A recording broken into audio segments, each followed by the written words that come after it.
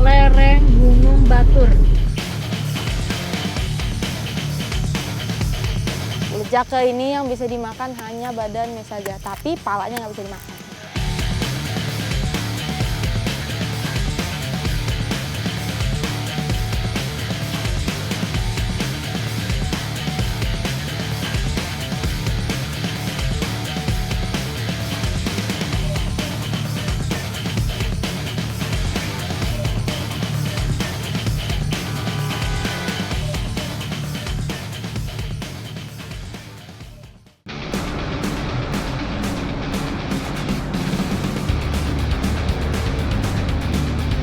Deru roda mobil kami menuju ke arah timur, menyusuri garis pantai Kabupaten Buleleng, Bali.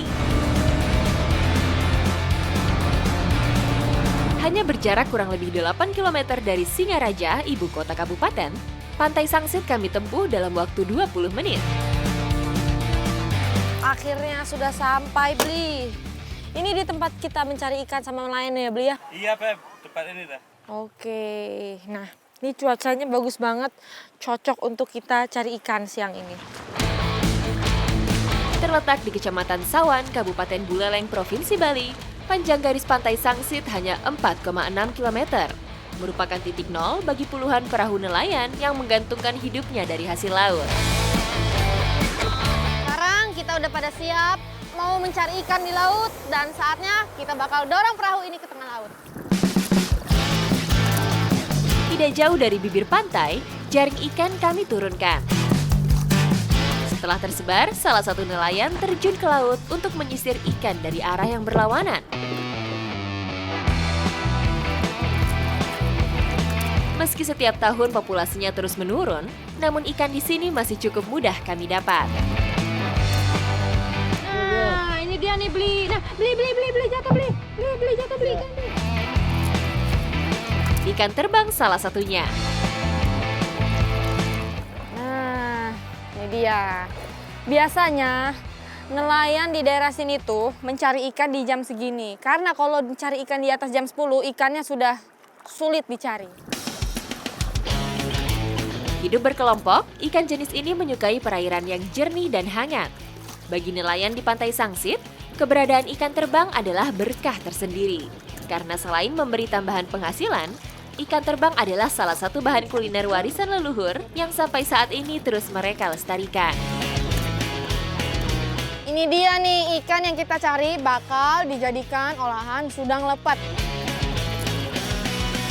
Sudang lepet adalah ikan asin khas Buleleng.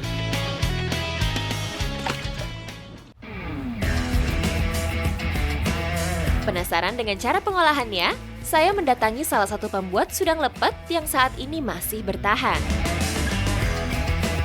Halo Ibu Cahyani, selamat siang Ibu. Apa kabar Ibu hari ini Ibu? Baik. Oh iya, lagi pada sibuk nih ya Bu ya. Iya. Bu Cahyani ini salah satu pengolah ikan sudang lepet. Dari dapurnya yang sederhana ini, suara plat besi saling beriringan menimpa lembar demi lembar ikan kering menjadi benar-benar tipis. Cara tradisional yang memberi tekstur khas sudang lepet. Ibu, ini lagi ditumbuk ya Bu ya? Bisa saya coba Bu? Oke, wah ini seru sekali nih Bu ya. Oke, ini saya mau coba ini sekarang numbukin ikan di atas batu. Ini supaya Dalam bahasa Bali, sudang artinya ikan asin, sedangkan lepet dimaknai sial. Tidak ada informasi yang jelas kenapa masyarakat Buleleng menamai makanan ini dengan nama tersebut. Mungkin karena harus dipukul-pukul seperti inilah, akhirnya diberi nama ikan asin yang sial. yang membedakan pengolahan dengan ikan asin, ikan sudang lepet ini hanya dijemur, dikeringkan lalu ditumbuk agar supaya crunchy dan dimakan seperti kriuk-kriuk. Sebelum ditempa, ikan kering dipanggang beberapa saat di atas bara api. Tujuannya supaya tidak pecah dan lebih lunak saat dipipihkan. Selain tipis, ikan asin tradisional Buleleng ini hanya memanfaatkan daging tanpa kulit dan tulang, sehingga teksturnya menjadi renyah dan garing.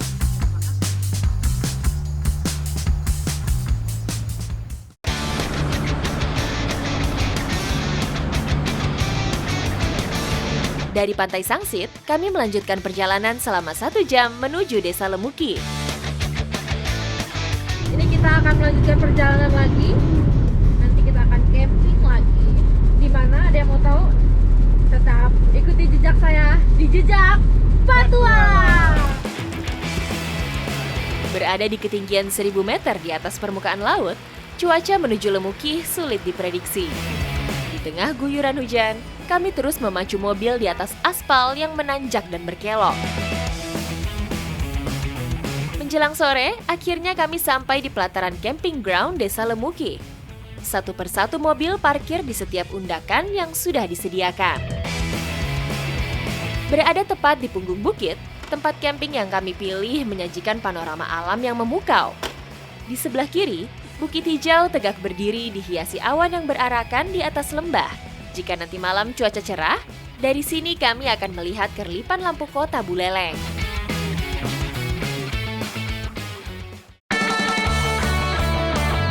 Makanan tradisional Buleleng Sudang Lepet, satu dari sekian banyak harta karun tersembunyi yang memberi warna selama perjalanan saya menelusuri sudut-sudut Bali. Nah, ini harus dibolak-balik, Pak. Iya, ini sepertinya sudah matang dia. Ya, ini sudah mulai matang. Sudah agak matang. Bisa kita angkat.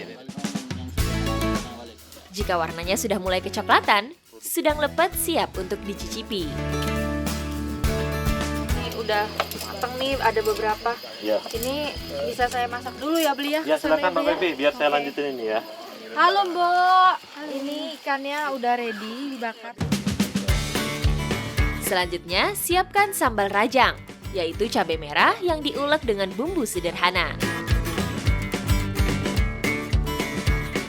Orang Buleleng biasa makan sudang lepet ini pasangannya dengan jukut undis. Jukut undis ini adalah sayuran dari kacang undis. Sudang lepet dan jukut undis adalah paket makanan yang tidak terpisahkan.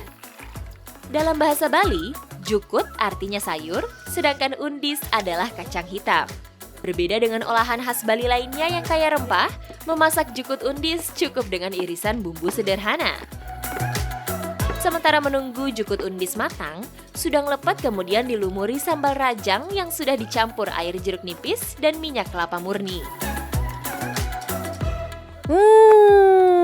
Ini dia istimewanya sudang lepet sambal. Ayo Mbok, kita santap sama-sama Mbok. Yuk kita bawa ini juga Mbok. Mana lauknya ini? udah jadi.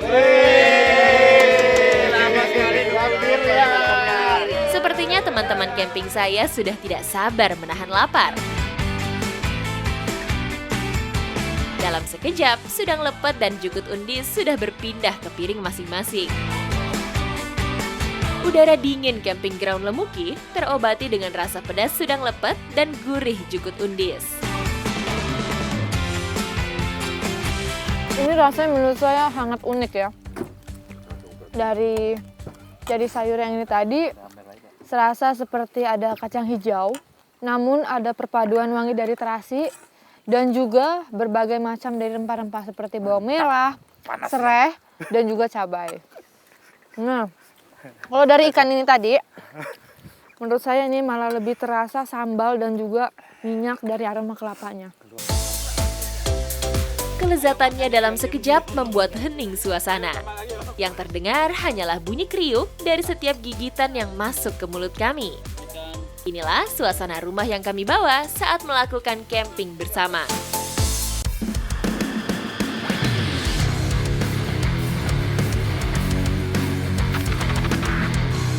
Berpindah lokasi, sekarang saya menuju Kecamatan Banjar, masih di Kabupaten Buleleng.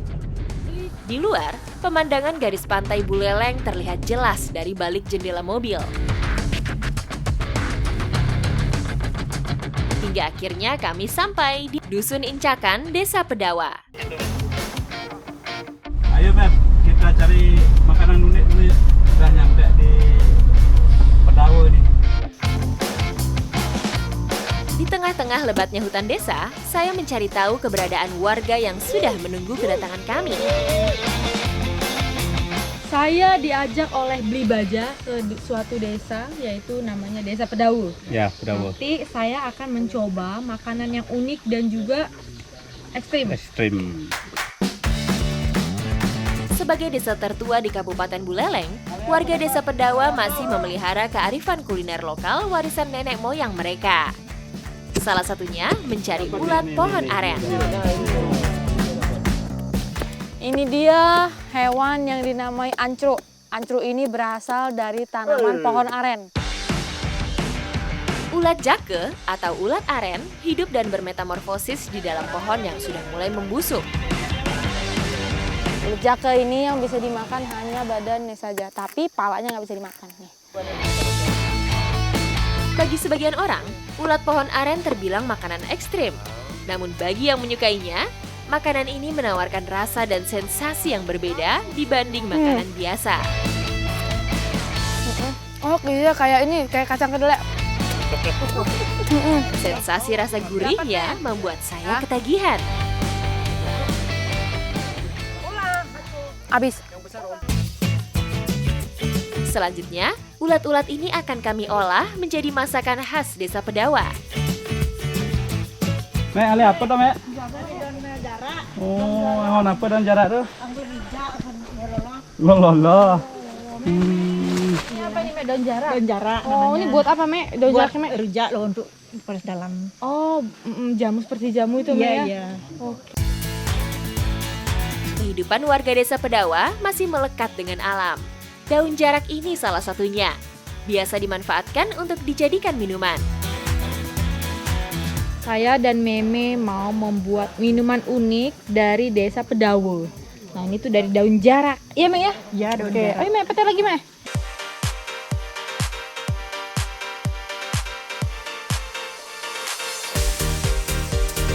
Sementara Meme memeras daun jarak dicampur asam jawa dan cabai rawit untuk dibuat minuman, saya dan Blibaja mencoba mengolah ulat jake untuk makan siang. Nah, ini ulet jakenya saya cuci sebelum dijadikan bahan masakan karena supaya bersih.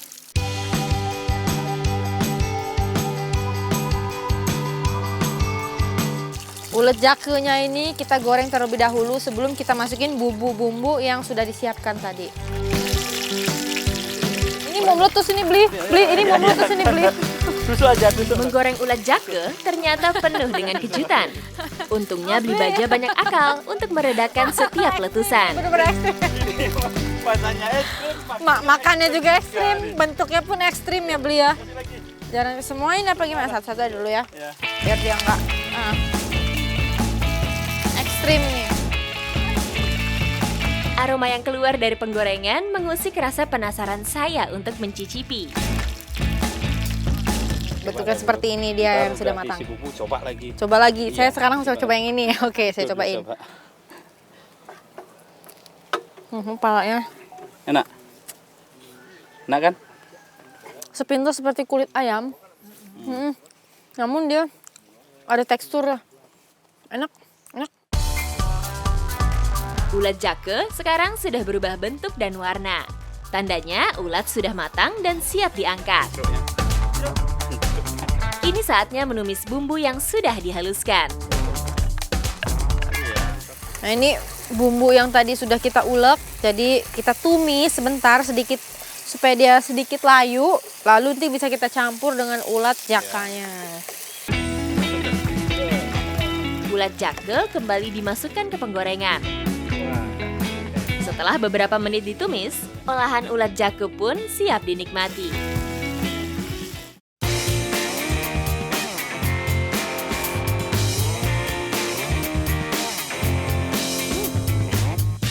Dia kepalanya garing. Krenyes-krenyes gitu. Dan bumbunya gurih. Enak banget. Bagi saya, menu makan siang kali ini begitu istimewa. Diolah dengan cara sederhana, namun ulat jake memberi pengalaman rasa yang benar-benar baru. Ditambah suasana alam sekitar, seolah memberi nikmat tambahan dalam setiap suapan. Makan siang hari ini kami tutup dengan minuman perasan daun jarak.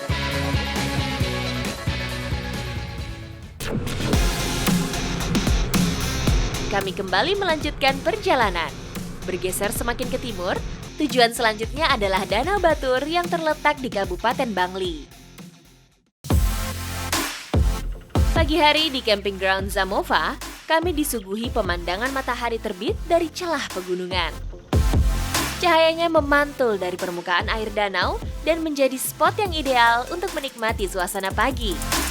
Di seberangnya, Gunung Batur tampak berdiri tegak dengan kawahnya yang begitu ikonik.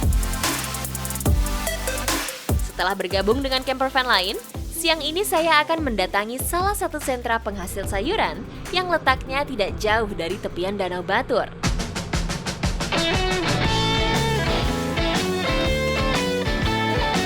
Pak, ini udah selesai panennya, Pak? Belum. Oh, masih ada di situ. Oh, bisa saya bantuin di situ ya, Pak ya?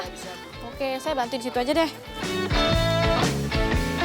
Selain terkenal dengan objek wisatanya, daerah Kintamani juga populer sebagai penghasil bawang merah di Kabupaten Bangli. Di Desa Kedesan misalnya, jika dilihat dari atas, sisa-sisa panen bawang masih nampak terlihat jelas. Petani di sini bisa menanam 3-4 kali dalam setahun. Nah, ini dia bawang merah dari Bali. Bawang merah ini cukup beda dengan bawang merah yang ada di Pulau Jawa. Dengan ukurannya pun cukup lumayan besar. Bawang sudah siap dipanen jika daunnya sudah mulai agak kering kecoklatan. Nah, ini kita potong dulu, tapi mata saya ini perih banget loh sebenarnya. Walaupun dia pakai kacamata, dia bisa menembus batas.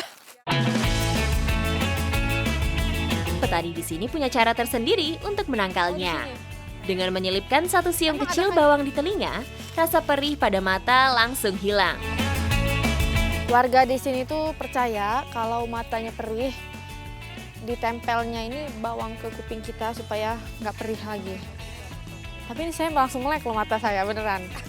Beneran, ini nggak dibuat-buat. Tapi kalau dipikir nih nggak masuk akal ya Bu, tapi bener. Percaya atau tidak, saya pun merasakan manfaatnya. Setelah dipotong daunnya, bawang merah lalu diangkut ke bedeng khusus untuk dikeringkan. Ratusan kilogram bawang ini akan didiamkan di tempat ini selama kurang lebih 20 hari, hingga siap untuk dijual.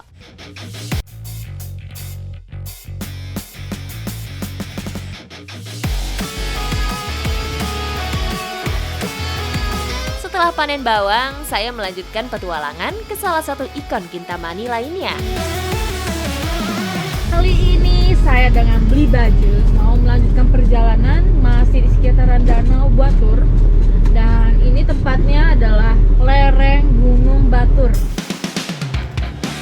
Menjadi bagian UNESCO Global Geopark, kawasan Black Lava Gunung Batur merupakan destinasi petualangan yang tidak dimiliki tempat lain. Sejauh mata memandang, mata saya disajikan hamparan batuan hitam sisa lelehan lava Gunung Batur yang mendingin. Sebentar lagi kita bakalan sampai di lokasi yang kita tuju. Nanti di sana kita akan masak-masak dan makan bersama. Akhirnya kami memutuskan membuka tenda hanya beberapa kilometer dari puncak Gunung Batur. Sambal mata khas Bali menjadi menu pilihan kami. Olahan sambal mata adalah cara sederhana namun nikmat yang bisa dilakukan di alam seperti sekarang. Bahan-bahannya seperti bawang merah dan cabai cukup diiris tipis. Setelah itu panaskan minyak kelapa, lalu semua bahan dicampur dan diaduk menjadi satu. Terakhir, tambahkan irisan jeruk nipis, terasi bakar, dan taburkan garam. Akhirnya ini sambal matanya sudah jadi. Sekarang kita bakalan santap ini sambalnya bersama-sama. Ayo Mbak, ayo Mbak, ayo.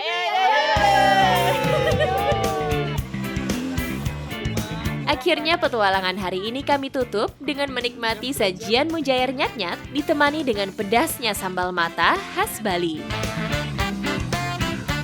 Benar-benar rasanya gurih, pedas, asin, dan ada sedikit potongan dari jeruk limau, itu yang membuat jadi seger juga dan enak banget. Ikuti jejak saya, jejak petualang.